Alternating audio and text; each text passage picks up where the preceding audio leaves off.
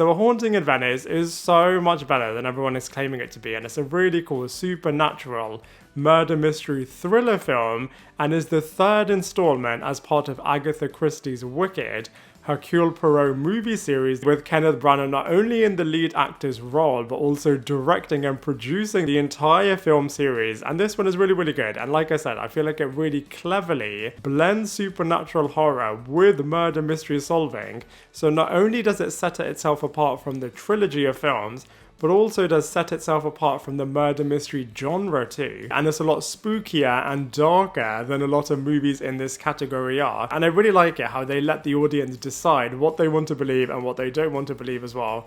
And it's really good as it's only 90 minutes long really, so you're able to move through it all really, really quickly. And is relatively fast paced actually for typical murder mystery movies. So I thought it was great. And I love it how Kenneth Branagh and Daniel Craig really are trying to fight for the limelight in terms of whose detective character is the stronger one. And I just think Hercule Poirot really does give him a run for his money, as he's really, really brilliant. He acts really, really well. I love all of his witty one-liners. I love how he speaks. I love how he conducts himself. I feel like the lighting works really, really well. I feel like Kenneth Branagh is able to light up the role, no pun intended, so well. I feel like he solves everything in a really, really clever way, and then when you watch it back, you're able to see all of the clues in front of you, and he acts with all of the different characters in a really good way. But that is where the main criticism of this film has to be, as a lot of the secondary characters are so underdeveloped.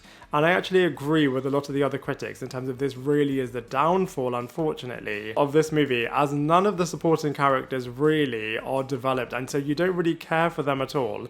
You don't really know them at all. And even though this is a difficult ask in terms of having so many different things going on, how can you do character development at the same time? But I feel like Knives Out, by comparison, actually did do it in a really good way, as you were easily able to see the individual identifiable characters. And you could also do that to a degree in Death on the Nile, and of course in The Orient Express. But that being said, I have to say Tina Fey's character was so good. I absolutely loved her. I think Tina Fey is just such a brilliant actress, and she's just world class really, as she is just able to easily own a room. Her mannerisms and expressions are really, really brilliant. You can immediately see all of the different aspects of this character coming out on screen so well. And she's really, really charming and has so much energy whenever she's on screen too, and it's really great that she is a friend of Hercule Poirot, so they're able to solve the mystery together. Jamie Dornan and Kyle Allen do as much as they can do with the material that they are given. I was a little bit disappointed, as I feel like the script definitely could have just done so much more with them,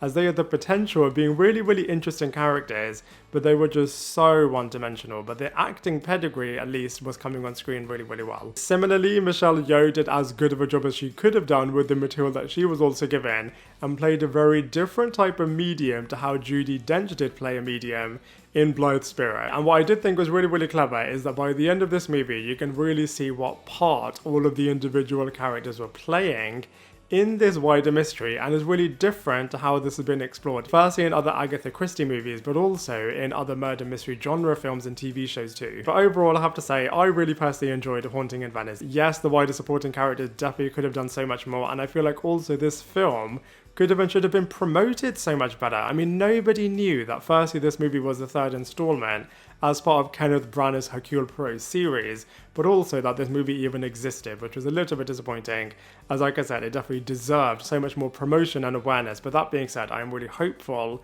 that a fourth installment does come one day, but as far as this movie is concerned, I'm going to give it a solid 6.5 out of 10. Now I'd love to hear from you. What did you think of A Haunting in Venice? Let me know all of your thoughts in the comment section below, and I look forward to seeing you in my next video.